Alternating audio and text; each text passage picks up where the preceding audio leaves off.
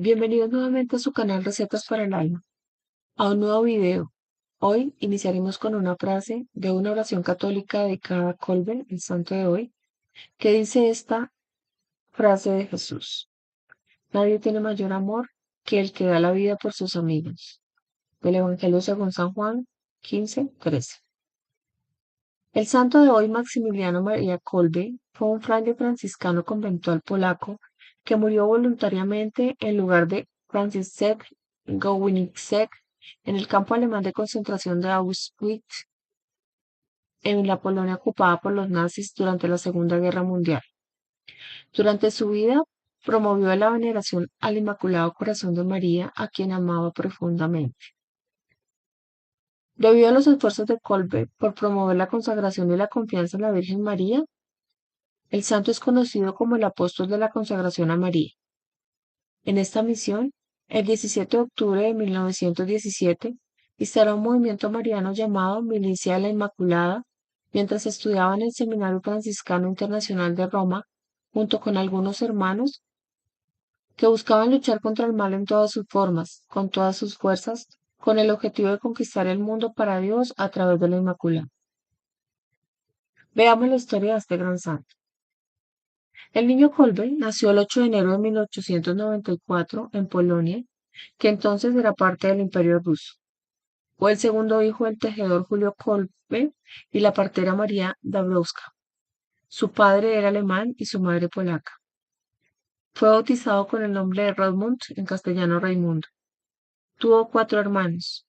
Poco después de su nacimiento, su familia se trasladó a Pabianice, una ciudad en el centro de Polonia. Hacia 1906, hacia la edad de 12 años, se le apareció la Santísima Virgen María.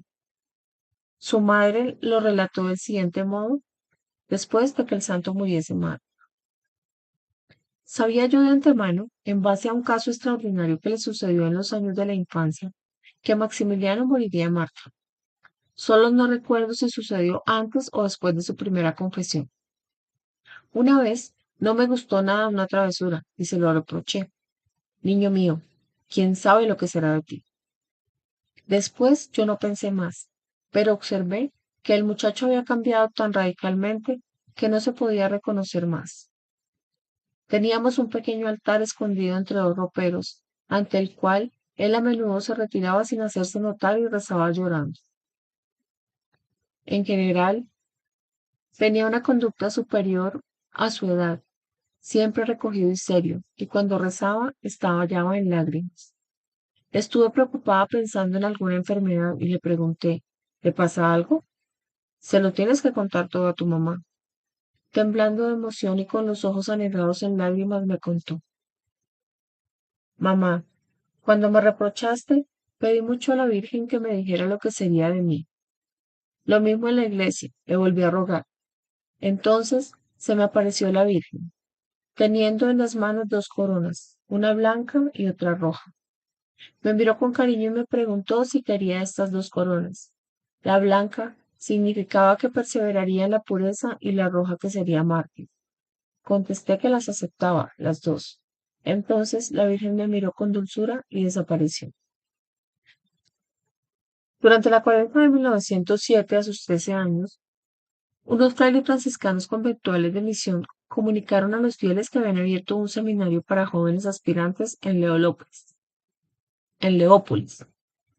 Kolbe y su hermano mayor Francisco se unieron a los franciscanos conventuales y entraron en el seminario menor de los franciscanos conventuales en Leópolis posteriormente ese mismo año. En 1910, Kolbe entró en el noviciado, donde tomó el nombre religioso de Maximiliano por San Maximiliano de Celaya mártir. Profesó sus primeros votos en 1911 y los votos finales en 1914, adoptando el nombre adicional de María, por la Madre de Jesús. Así empezó a llamarse Maximiliano María Kolbe.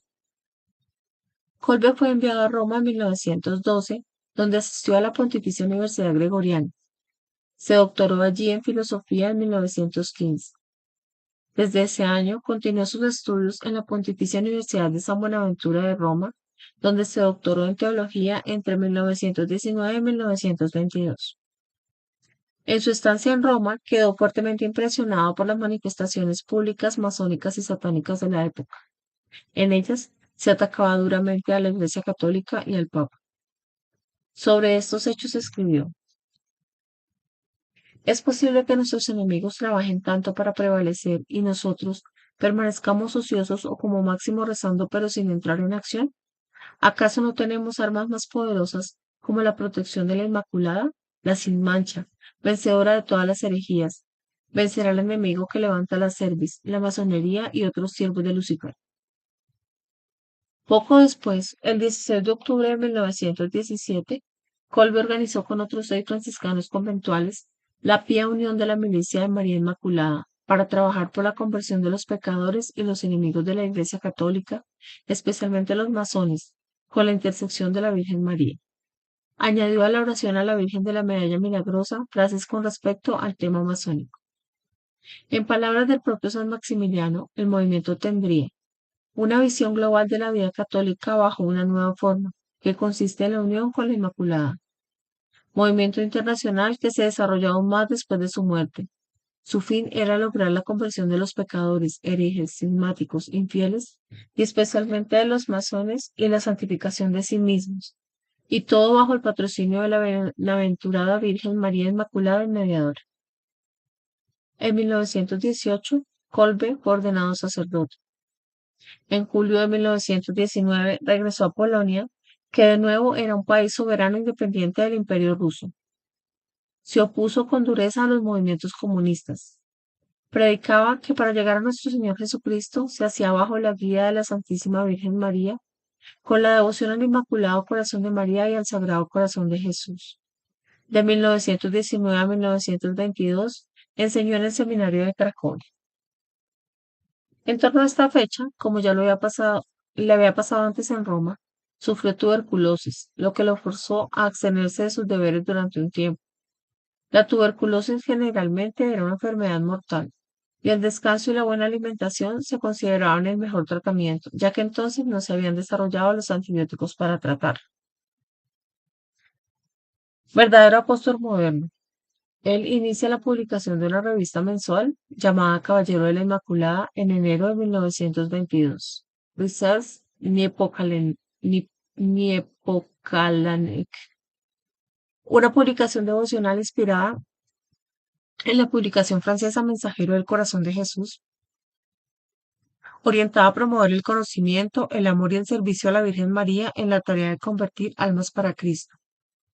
Con una tirada de 500 ejemplares en 1922, en 1939 alcanzaría cerca del millón de ejemplares y en ese año se da también una revista infantil titulada Pequeño Caballero.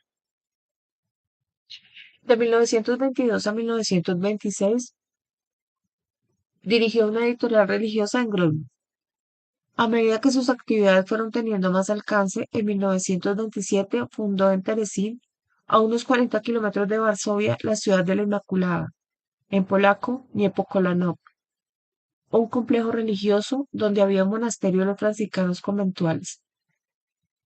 Se convirtió en un importante centro de publicaciones religiosas. Había allí un seminario, una editorial y una estación de radioaficionados, lugar que con el paso del tiempo se convertiría en una ciudad consagrada a la Virgen y, en palabras de San Maximiliano, dedicada a conquistar todo el mundo, todas las almas para Cristo, para la Inmaculada, usando todos los medios lícitos, todos los descubrimientos tecnológicos, especialmente en el ámbito de las comunicaciones.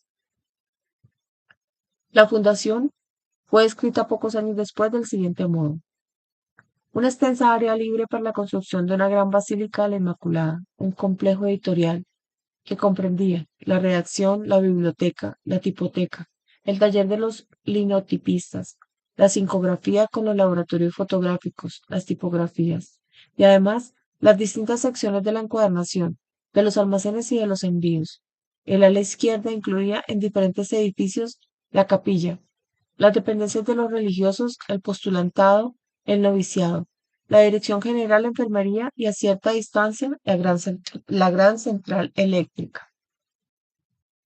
Además, distribuidos por todas partes, los talleres de los herreros y de los mecánicos, los talleres de los carpinteros, los zapateros, los sastres, así como los depósitos de los albañiles y las grandes cocheras para el cuerpo de bomberos. Pero todavía no hemos terminado. Además, había un parque de maquinaria, una pequeña estación ferroviaria con vía de empalme con la vía pública y estatal. Incluso estaba previsto un aeródromo con 4 aviones sin motor y un proyecto de estación de radiotransmisión. Por todas partes había gruesos troncos de árboles, depósitos de madera, tubos y toda clase de materiales de construcción. En 1930 llegó de misionero a Shanghái, China, pero no logró seguimiento allí. Luego se trasladó a Japón, donde fundó el 16 de mayo de 1931 el monasterio del Jardín de la Inmaculada, de franciscanos conventuales en el distrito de Hongochi de Nagasaki. Kolbe empezó a publicar una edición japonesa del Caballero de la Inmaculada, cuando en 1945 se lanzó en esa ciudad una bomba atómica. El monasterio quedó indemne, protegido por una montaña que separaba este lugar del barrio donde tuvo lugar la explosión. Es un lugar muy importante del catolicismo japonés. Se dice que los monjes en ese momento estaban rezando el rosario y que años después a ellos no se les encontró como ninguna secuela de la bomba. A mediados de 1932, Kolbe dejó Japón y fue a Malabar, India, donde fundó otro monasterio. Este cerró poco tiempo después. Siguiendo el camino de Kolbe, en 1981, dos franciscanos malteses fundaron un centro mariano en Choti, Kerala, India. Tras este viaje a la India, Kolbe regresó a Japón. En 1933 regresó a Polonia para un capítulo general de la Orden en Cracovia, permaneciendo en este país. En el capítulo general se escogió como nuevo superior del monasterio de Japón a Cornelius Subrip. En 1936 regresa a Polonia como director espiritual de Niepokalanów y 3 años más tarde, en plena Guerra Mundial, tras la invasión alemana de Polonia, Kolbe fue uno de los nuevos frailes que permanecieron en el monasterio, donde organizó un hospital temporal. Después de que la ciudad fuera capturada por los alemanes, fue arrestado por ellos el 19 de septiembre de 1939, pero le es apresado junto con otros frailes y enviado a campos de concentración en Alemania y Polonia. Es liberado poco tiempo después, precisamente el día consagrado a la Inmaculada Concepción, 8 de diciembre. Rechazó inscribirse en la lista de gente alemana, lo que le habría dado los mismos derechos que los ciudadanos alemanes por tener origen alemán. Tras su liberación, continuó sus labores como fraile. Él y otros frailes proveyeron de refugio a gente de la Gran Polonia, incluyendo a 2000 judíos que escondió de la persecución alemana en el monasterio de la Ciudad de la Inmaculada. Kolbe recibió permiso para continuar publicando obras religiosas, pero con una difusión significativamente menor. La editorial también publicó varias obras contrarias a la Alemania nazi. El 17 de febrero de 1941, el monasterio fue cerrado por las autoridades alemanas. Ese día Kolbe y otros 4 fueron arrestados por la Gestapo e internados en la cárcel de Paviaca. El 28 de mayo fue transferido al campo de concentración en Auschwitz. Allí el régimen nazi buscaba despojar a los prisioneros de toda huella de personalidad, tratándolos de manera inhumana e impersonal, como un simple número. A San Maximiliano le asignaron el 16670. A pesar de todo, durante su estancia en el campo, nunca le abandonaron su generosidad y su preocupación por los demás, así como su deseo de mantener la dignidad de sus compañeros. Al continuar actuando como sacerdote, Kolbe fue objeto de hostigamiento violento, incluidos golpes y azotes. Una vez pudo ser llevado con subterfugios a un hospital penitenciario por reclusos amigos. El SS Hauptsturmführer Karl Preuss, encargado de Auschwitz, estableció que cuando un prisionero se fugase, castigaría a 10 como represalia a morir de hambre en un búnker. En julio de 1941, el prisionero Zygmunt Pilałowski se fugó y el oficial de la SS seleccionó a 10 presos. Uno de los prisioneros del campo, el sargento polaco Franciszek Sek, de 40 años de edad, narró así su experiencia de aquel verano de 1941. Yo era un veterano en el campo de Auschwitz. Tenía en mi brazo tatuado el número de inscripción 5659. Una noche, al pasar los guardianes lista, uno de nuestros compañeros no respondió cuando leyeron su nombre. Se dio al punto la alarma. Los oficiales del campo desplegaron todos los dispositivos de seguridad. Salieron patrullas por los alrededores. Aquella noche nos fuimos angustiados a nuestros barracones. Los 2000 internados en nuestro pabellón sabíamos que nuestra alternativa era bien trágica. Si no lograban dar con el escapado, acabarían con 10 de nosotros. A la mañana siguiente nos hicieron formar a todos los 2000 y nos tuvieron en posición de firmes desde las primeras horas hasta el mediodía. Nuestros cuerpos estaban debilitados al máximo por el trabajo y la escasísima alimentación. Muchos del grupo caían exánimes bajo aquel sol implacable. Hacia las 3 nos dieron algo de comer y volvimos a la posición de firmes hasta la noche. El coronel Karl Frisch volvió a pasar lista y anunció que 10 de nosotros seríamos ajusticiados. Estas fueron las palabras de Francis Sek Nixon. A la mañana siguiente, Gajownicek fue uno de los 10 elegidos por el coronel de la SS para ser ajusticiados en represalia por el escapado. Cuando František salió de su fila, después de haber sido señalado por el oficial, dijo: He perdido a mi mujer y ahora se quedarán huérfanos mis hijos. Maximiliano Kolbe, afectado por una tuberculosis desde bastante antes, estaba cerca y lo oyó. Enseguida dio un paso adelante y le dijo al oficial que quería ocupar el lugar de ese hombre: No tengo a nadie. Soy un sacerdote católico. Los 10 prisioneros fueron introducidos en el bloque 11, un búnker subterráneo de aislamiento, el 31 de julio. Bruno Borgowek, ayudante del celador del búnker, dijo que durante aquel tiempo Kolbe guiaba a los prisioneros en la oración, rezaban el rosario y cantaban a la Virgen María. Cuando vigilaban el búnker, encontraron siempre en medio a Kolbe de rodillas o de pie. Después de estar privados de agua y comida durante 2 semanas, Kolbe y otros 3 prisioneros aún seguían vivos. La serenidad demostrada por Kolbe impresionó a los SS. Los guardias querían vaciar el búnker de modo que mataron a Kolbe y a los otros 3 prisioneros con una inyección de fenol el 14 de agosto, día de la vigilia de la Asunción de María. Los cuerpos fueron incinerados en el crematorio del campo al día siguiente, el 15 de agosto, día de la Asunción de María. Según la testificación de František Gawłysek, Kolbe le dijo a Hans Bock, jefe de la enfermería y encargado de la inyección de fenol: Usted no ha entendido nada de la vida. El odio es inútil. Solo el amor crea. Sus últimas palabras fueron: Ave María. Es así como San Maximiliano María Kolbe, en medio de la más terrible adversidad, dio testimonio de ejemplo de dignidad. El 12 de mayo de 1955, Kolbe fue reconocido por la Santa Sede como siervo de Dios.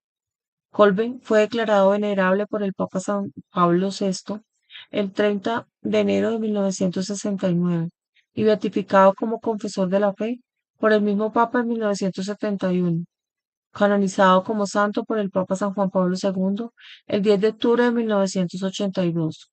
Lo canoniza como mártir de la caridad. San Juan Pablo II comenta la influencia que tuvo San Maximiliano en su vocación sacerdotal. Surge aquí otra singular e importante dimensión de mi vocación. Los años de la ocupación alemana en Occidente y de la soviética en Oriente supusieron un enorme número de detenciones y deportaciones de sacerdotes polacos hacia los campos de concentración. Solo en Dachau fueron internados casi 3000. Hubo otros campos, como por ejemplo el de Auschwitz, donde ofreció la vida por Cristo el primer sacerdote canonizado después de la guerra, San Maximiliano María Kolbe, el franciscano Dniepokalanov. La Iglesia Católica le venera como santo patrón de los operadores de radio, altruistas, de los que padecen adicciones a las drogas, de los presos políticos y del movimiento Pro Vida. Su fiesta la celebramos cada 14 de agosto. La Iglesia Anglicana y la Luterana También lo incorporaron a sus respectivos calendarios de santos. Los milagros usados para su beatificación fueron la cura en julio de 1948 de una tuberculosis intestinal a Angela Testoni y la cura en agosto de 1950 de la calcificación de la esclerosis de Francis Ranier, ambas atribuidas a la intercesión de Kolbe por las oraciones dirigidas a él. Gawonixek fue invitado por el Papa San Pablo VI a la ceremonia de beatificación en 1971. En 1972 se organizó una gran peregrinación a Auschwitz para dar gracias, y él fue uno de los peregrinos. También fue invitado por el Papa San Juan Pablo II para la canonización en 1982. Gawonixek dedicó su vida a promover la memoria de San Maximiliano Kolbe por todo el mundo. Durante la Segunda Guerra Mundial, el monasterio de Kolbe de la ciudad de la Inmaculada acogió a refugiados judíos. Según el testimonio de un local, cuando los judíos vinieron a mí pidiendo un pedazo de pan, le pregunté al padre Maximiliano si podía dárselos con buena conciencia, y él me respondió, si es necesario hacer esto, porque todos los hombres son nuestros hermanos. Existen reliquias de primera clase de Kolbe, como los pelos de su cabeza y barba, preservadas sin su conocimiento por dos frailes en la ciudad de la Inmaculada, que sirvieron como barberos en su convento entre 1930 y 1941. Desde su beatificación en 1971, más de 1000 de estas reliquias se han distribuido por todo el mundo para veneración pública. Las reliquias de segunda clase, como sus efectos personales, vestimenta y vestimentas litúrgicas, se conservan en la celda de su monasterio y en la capilla en la ciudad de la Inmaculada, donde pueden ser venerados por los visitantes. Kolbe influyó en su propia orden de frailes franciscanos conventuales, ya que el movimiento Milicia Inmaculada continúa hasta hoy. En los últimos años se han fundado nuevos institutos religiosos y seculares, inspirados en este camino espiritual. Entre estos se encuentran los misioneros de la Inmaculada María F. Kolbe, los frailes franciscanos de María Inmaculada, una congregación de hermanas religiosas y otros. A los frailes franciscanos de María Inmaculada se les enseña polaco básico para que puedan cantar los signos tradicionales cantados por Kolbe en la lengua nativa del santo. Según estos frailes, ellos dicen, nuestro patrón, San Maximiliano Kolbe, nos inspira con su Mariología única y su misión apostólica, el llevar a todas las almas al Sagrado Corazón de Cristo a través del Inmaculado Corazón de María, el instrumento de evangelización más puro, eficiente y santo de Cristo, especialmente a los más alejados de la Iglesia. En 1998 se inauguró en la ciudad de la Inmaculada el Museo San Maximiliano Kolbe, hubo nombre. En el 2000, la Conferencia Nacional de Obispos Católicos de Estados Unidos designó a Marytown, hogar de una comunidad de frailes franciscanos conventuales, como Santuario Nacional de San Maximiliano Kolbe. Marytown se encuentra en Libertyville, Illinois. Cuenta con la exposición del Holocausto Kolbe. Su vida ha sido llevada a las pantallas en dos oportunidades. En 1991, Krzysztof Zanussi realizó la película polaca sobre Kolbe, Vida por Vida, Maximiliano Kolbe. En 2023, la casa productora mexicana Dos Corazones Films estrenó el largometraje animado Max, donde se relata parte de la vida de este sacerdote. El Senado de Polonia declaró el 2011 como año de Maximiliano Kolbe. En el 2007 se llevó la Operación Kolbe, una iniciativa ecuménica de relevo de personas secuestradas en Colombia. En ese momento existían más de 22.000 secuestros en los anteriores 12 años, y donde las FARC tenían entonces secuestradas a 46 personas. Los voluntarios fueron 120 personas, no solo eran colombianos, sino también de Alemania, Argentina, Canadá, Chile, Costa Rica, Cuba, Ecuador, España, Estados Unidos, Francia, Italia, México, Paraguay y el Reino Unido. Esta iniciativa era un gesto de solidaridad, pero según Rubén Darío Ramírez, jefe del Programa Presidencial de Colombia contra el Secuestro, entre los años de 1998 y 1999, para él no era viable debido a que 1.500 casos de secuestrados tratados por él solo lograron un intercambio temporal mientras se realizaba el pago. Con motivo de los 20 años de la canonización del padre Maximiliano Kolbe, que se hizo el 10 de octubre de 1982, los frailes menores conventuales de Polonia abrieron el archivo de Niepokalanów, ciudad de la Inmaculada, a 50 kilómetros de Varsovia, construido por el mismo mártir de Auschwitz. Entre los manuscritos del santo destaca la última carta que escribió y que acaba con besos a su madre, una carta que refleja una ternura que no aparecía en otros escritos y que hace pensar que el sacrificio con el que él ofreció la vida voluntariamente en sustitución de un condenado a muerte fue algo que maduró a lo largo de su vida. Este es el texto del escrito. Querida madre, hacia finales de mayo llegué junto con un convoy ferroviario al campo de concentración de Auschwitz. En cuanto a mí, todo va bien, querida madre. Puedes estar tranquila por mí y por mi salud, porque el buen Dios está en todas partes y piensa con gran amor en todos y en todo.